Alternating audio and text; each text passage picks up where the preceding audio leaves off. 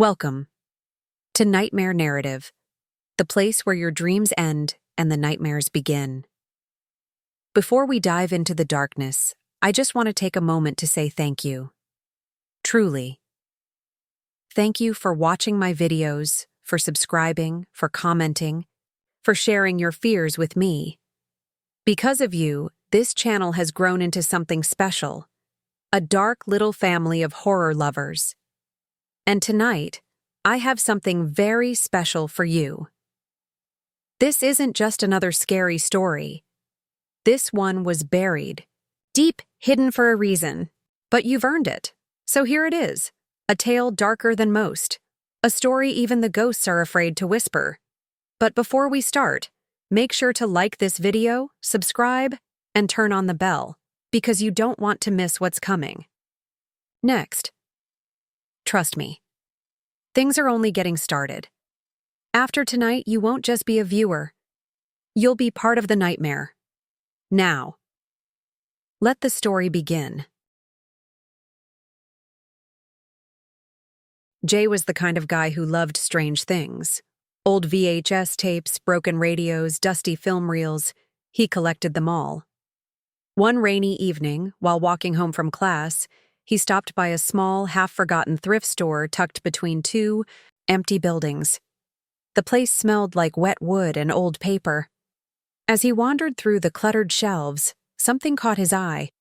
A black, unmarked external hard drive lying on a table full of junk. It looked worn out, covered in scratches, and dust, almost like it had been buried for years. The owner didn't ask questions. $5, no returns. Jay didn't care. He liked digging into mysteries. Back at his apartment, the storm outside got louder. Thunder rolled in the distance as Jay plugged the drive into his computer. It took a while to load. The screen flickered, then showed a single folder with a strange name. "Do not open, ever," he chuckled. Classic. Probably someone's idea of a joke. His curiosity was stronger than his caution, so he double-clicked. Inside, there was only one file. Tape 23 final.mp4. No details, no date, no information. Just the file and a blurry thumbnail. It showed what looked like a dark bedroom, maybe a bed, and a tall shadow standing just out of the light. The image felt cold, like something that didn't want to be seen. Jay leaned back in his chair and stared at the screen. For a moment, he felt something strange, like he wasn't alone in the room. But the feeling passed. With a deep breath, he clicked on the file. The screen stayed black at first. There was no sound, no motion. Just a long, eerie silence that stretched on for what felt like forever. Jay thought the file might be broken. He moved the mouse, trying to skip ahead, but nothing changed. Then, out of nowhere, the screen filled with static. A loud buzzing noise made him jump. The video finally began to play. The camera was shaky, handheld, like someone was filming in secret. The footage showed a dimly lit bedroom with peeling wallpaper and flickering lights. Sitting on the edge of the bed was a young girl. Her face was pale, her hair messy, her eyes wide and terrified. She whispered something under her breath, again and again, almost like a prayer. The video had subtitles burned into it, and they read, "He's in the room again. He won't stop watching me." Jay felt a chill creep down his spine. The girl's eyes weren't just scared. They looked directly at the camera. No, it felt deeper than that, like she was looking through the screen, like she could somehow see who was watching. Then she said something else. Her voice was barely above a whisper, but the words echoed in the silence. "He's watching you now." Jay blinked. The video kept playing, and suddenly it didn't feel like a joke anymore. The video didn't stop, no matter what Jay did. He moved the mouse, tried to click pause, even pressed the spacebar several times, but the screen ignored every command. The girl on the screen was gone now. In her place was an empty room, lit only by a weak, flickering bulb hanging from the ceiling. The camera view was still shaky, but it slowly moved on its own, like someone, or something, was holding it. The lens pointed at the doorway, showing the dark hallway beyond. At first, it seemed quiet. Nothing moved. No sound. But then, in the far corner, a figure shifted. Just a small twitch, quick and unnatural. It wasn't clear what it was, too dark to see, but the shape was tall, like it didn't belong to any normal person. The figure didn't walk forward. It simply appeared closer, step by step, without any sound of footsteps. Jay's heart pounded in his chest. Something about the way the camera moved felt wrong. It didn't feel like someone filming a horror scene. It felt real, raw, almost too real. The camera shook slightly as if the person holding it was afraid. A strange buzzing sound filled the speakers. At first, it was soft. Then it grew louder, like static mixed with whispering. Jay leaned in closer, trying to understand the sound. It almost sounded like someone saying something over and over in a low voice, but in a language he didn't understand. Then the screen flashed for just a second. A single frame showed up. A shadowy face, pressed up against the lens. Pale eyes, staring wide with a terrifying grin stretched unnaturally across the mouth. Jay jumped in his seat. When the video returned, it was back in the bedroom, but this time the camera was no longer handheld. It sat perfectly still, facing the bed. The girl had returned. Her back was turned to the camera, and she was whispering, again. Then she turned her head slightly and spoke in a clear voice, her eyes wide and glassy. "He knows you're watching." Jay's blood turned to ice. Her voice wasn't loud, but it echoed strangely in the room. The bulb above her began to swing, and the shadows on the wall danced like living things. The girl stood up slowly and pointed toward the camera. Her finger trembled, but her eyes didn't blink. "He likes when people watch. That's how he finds them." Without warning, the video glitched again. The screen turned to static, then cut to black. Jay stared at the screen, unsure if the file had ended or if something else was about to happen. Then the monitor flashed. Once more, and in red text, a new message appeared. "Do not stop watching." Jay sat frozen, unable to look away. The room around him had gone quiet. Too quiet. And in the corner of his own screen, just for a second, he thought he saw movement. Something tall, something watching. Jay didn't remember blinking. The screen had gone black, but his heart still raced like something was about to jump out. The room felt heavier, like the air itself had changed. Outside, the rain had stopped, but the silence it left behind felt even louder. A strange coldness crept into the room, settling into the corners, making every shadow seem longer. Jay tried to shake the feeling off and leaned forward to unplug the hard drive. But before his fingers touched the cable, the monitor lit up again. No clicking, no loading, just a sudden burst of static, followed by the same bedroom scene. This time, the girl wasn't there. The camera moved by itself, gliding slowly toward the closet. The door was slightly open, and a deep darkness seemed to spill out from inside, darker than any shadow in the room. The sound returned too, but now it wasn't whispering. It was breathing. Slow, heavy, and close. Too close. The camera pushed, closer to the closet, and the door creaked open without being touched. There was nothing inside at first, just hanging clothes and dust. Then, something moved between the coats. A pale hand, long fingers twitching like they were waking up. Jay froze. The hand slowly pulled back, disappearing into the dark, and the camera turned away. In the reflection of the bedroom mirror, a tall figure stood behind the camera, completely still, its face blurred like it couldn't be captured. Jay's stomach dropped. The video had never shown the one holding the camera, but now the reflection had given it away, and it didn't look human. The moment lasted only a second before the screen went black again. But this time, instead of silence. A knock echoed in Jay's apartment. One loud knock, then another. 3 in total. His head turned slowly toward the front door.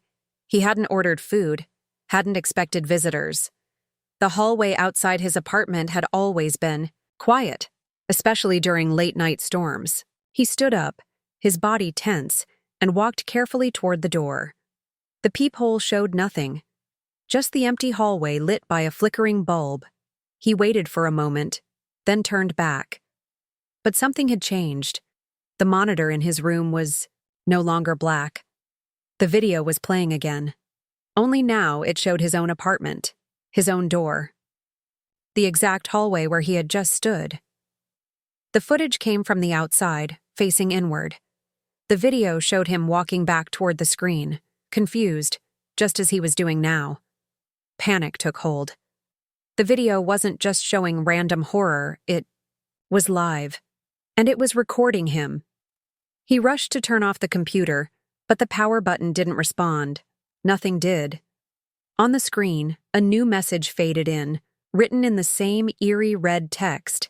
It said, "He's already inside." The room seemed to shrink. Jay's breathing became shallow as his eyes darted around the apartment. Everything looked the same, but nothing felt right. The lights flickered once, then steadied, casting long, trembling shadows across the walls. The computer screen glowed behind him, still showing the live footage. Except now, it was moving slowly through the apartment, as if something invisible was holding the camera. It floated down the hallway, passing the kitchen, gliding past the bookshelf, heading straight for the room where Jay stood frozen. Every instinct screamed to run, but his feet wouldn't move. Then came the sound again, breathing. But this time, it wasn't from the video. It was real, deep and raspy, coming from somewhere close. So close, it seemed to echo right beside his ear. He turned sharply, but nothing was there. Or at least, nothing he could see. A chill settled on his neck, like cold fingers resting just behind him. The camera view on the screen turned the corner and showed him standing in the room exactly as he was now. And behind him, in the video, something moved. A tall figure, featureless and dark, standing where nothing stood in real life. The figure's head tilted slowly, like it was studying him. The screen flickered again, and the figure stepped closer. Jay spun around, but the space behind him was still empty. Yet the feeling of being watched grew stronger. His heart thundered in his chest as he grabbed a blanket from the couch and threw it over the monitor. Darkness returned to the screen, but not to his mind. The image of that shadowy figure burned in his thoughts. He walked to the bathroom and splashed cold water on his face. The reflection in the mirror looked pale and shaken. But then, something changed. In the mirror's corner, over his shoulder, the faint shape of the tall figure appeared. Just a blurry silhouette at first, standing in the hallway. Jay whipped around. No one was there. When he looked back at the mirror, the figure was gone, too. Fear began to settle deeper. This wasn't just a haunted video. It was something else, something that crossed over. He returned to the living room, hoping the screen had gone blank again. But the blanket covering the monitor was on the floor. The screen showed static, with faint whispering beneath it. The whispering grew louder, forming words in a low, broken voice. "You saw him. Now he sees you." Jay's hands trembled. This wasn't a dream.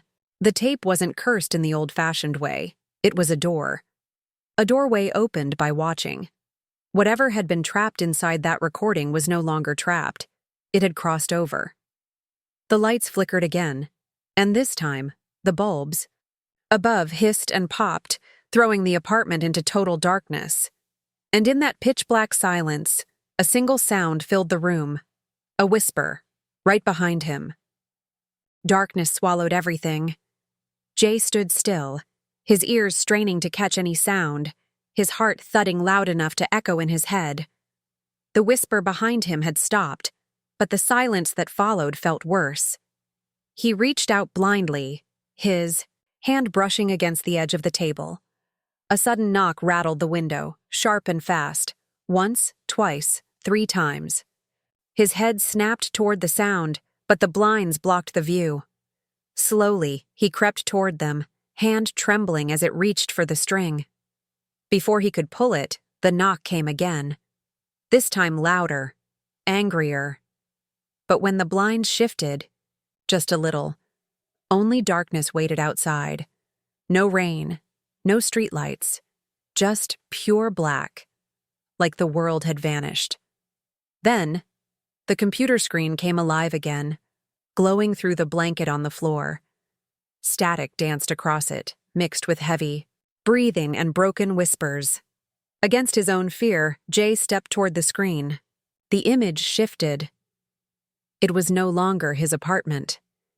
It showed someone else's room. A boy, no older than 15, was sitting in front of the same video. His face pale, his eyes wide with terror. Behind the boy, the same tall figure loomed, closer than ever. The boy didn't move, didn't scream, just stared ahead as the figure leaned in. The screen went black, then a new scene appeared. A woman in a different house. Same setup, same video, same ending, each one showing a person watching, and each one being watched in return. Jay backed away. It wasn't just a haunted video, it was spreading.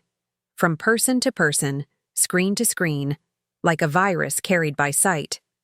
Whoever watched it became a target. The computer buzzed again, then went silent. A single line of text appeared, one by one, until the world goes blind. Jay unplugged everything, yanked the cord from the wall, and grabbed his phone. He ran into the hallway, rushing down the stairs, needing to be anywhere but inside. The air outside was colder now, sharper, and the streetlights were still dead. The entire neighborhood looked darker than usual, as if something had drained the life out of it. He kept moving, passing quiet homes, all with windows glowing from televisions or computer screens inside. Faces could be seen through curtains, all staring forward, trapped in the same nightmare. The figure had already spread. It was no longer about one tape. It had become something bigger, something unstoppable. Jay turned a corner and stopped. In the distance, in the middle of the street, the tall figure stood. No movement, just watching. Behind it, the streetlights blinked back on, one by one, following it as it began to walk forward. Not fast, just steady, as if it had all the time in the world. Jay didn't wait to see what the figure would do. His legs moved on their own, faster than before, as he ran through the empty streets. Every house he passed seemed darker than the last, each window flickering with pale blue light from screens. Faces sat frozen behind the glass, eyes wide, mouths slightly open, all trapped in the grip of that cursed video. It was spreading like fire through the town, screen by screen, pulling in anyone who looked. Jay's thoughts raced. If this thing came from a video, maybe there was a way to stop it. But how do you fight something that lives in recordings? Something that moves through light and reflection? He reached the old library, its doors still unlocked, forgotten in the chaos. Inside, the air was thick with dust and silence. Shelves stretched like rows of tombstones. In a corner room, an old tech lab still held outdated monitors, DVD burners, and a single dusty laptop. Jay closed the door behind him and locked it. His hands shook as he searched through the drawers, hoping for anything that might help. Wires, tools, even an old CD. His plan was risky, maybe impossible. But if the video could travel through screens, maybe it could be trapped inside one. Maybe it could be shut in, sealed away before it spread too far. He connected the laptop to an empty hard drive, the same kind the video had come from. The goal was simple: download the video, disconnect it, and bury it somewhere no one would ever find. The moment the screen lit up, static burst to life again, and the video started playing automatically. The same room, the same girl, the same growing horror. Jay didn't watch. He turned the screen away and focused on the progress bar. Each second felt like an hour. The breathing returned, soft, wet, and right behind him. The air grew colder. From the corner of his eye, shadows moved across the walls. He refused to look. He whispered to himself, begged the download to finish. The computer began to glitch, freezing and skipping. Then a loud bang hit the door behind him. Then another. The figure had followed. The final bang cracked the wood, but the download hit 100%. Jay yanked the cable, pulling the hard drive free, and ran for the back exit. As he burst out the library's rear door, the scream that followed wasn't human. It rang through the walls, shook the glass, and sent a murder of crows into the sky. Jay didn't look back. He sprinted toward the forest outside town, clutching the hard drive like it was a bomb. Every step echoed with whispers and static, but he didn't stop. Not until he reached the old quarry. Without hesitation, he threw the hard drive into the deepest part of the pit. The device vanished into the black water, swallowed whole by the earth. The whispers faded. The air grew still, but something still watched. Weeks passed. The town slowly returned to normal, or at least what normal looked like after so many quiet disappearances. Police filed reports, but no one had answers. Families put up missing posters that slowly peeled away in the wind. Screens were turned off more often. Neighbors spoke in hushed voices, avoiding any talk of what had truly happened. Jay stayed silent too. No one would have believed the truth anyway. Not about the tape, not about the figure, and definitely not about the thing inside the screen that watched from the other side. Life moved on, or pretended to. Jay took a job at a small repair shop, outside town, far from anything that glowed. Nights were quieter now, but sleep still came slow. In dreams, the static returned. Faces of the lost flickered behind his eyelids. The girl from the tape, her mouth stretching wider than human, her eyes black and endless. Sometimes he'd wake with the feeling that someone stood at the edge of the bed, but no one ever did.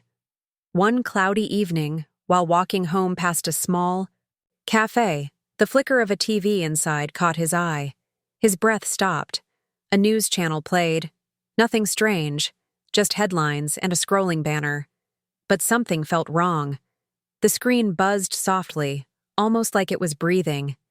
Inside the reflection on the screen's surface, a faint shape lingered. Tall, thin, watching. A chill spread across his spine. Later that night, at his apartment, Jay checked the internet.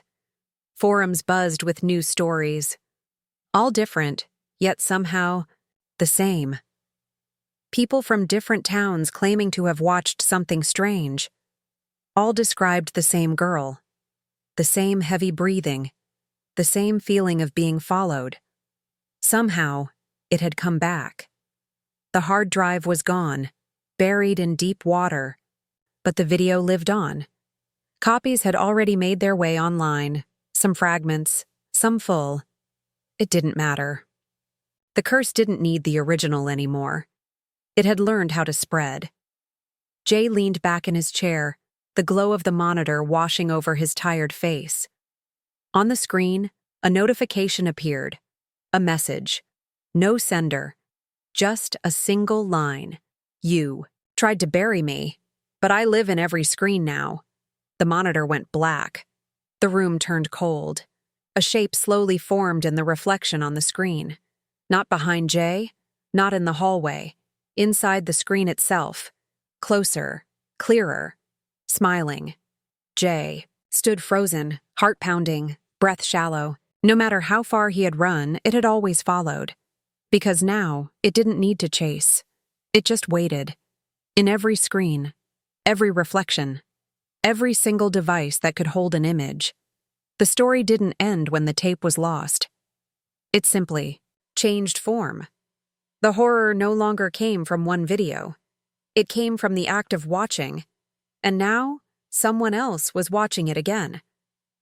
Somewhere, another screen flickered to life,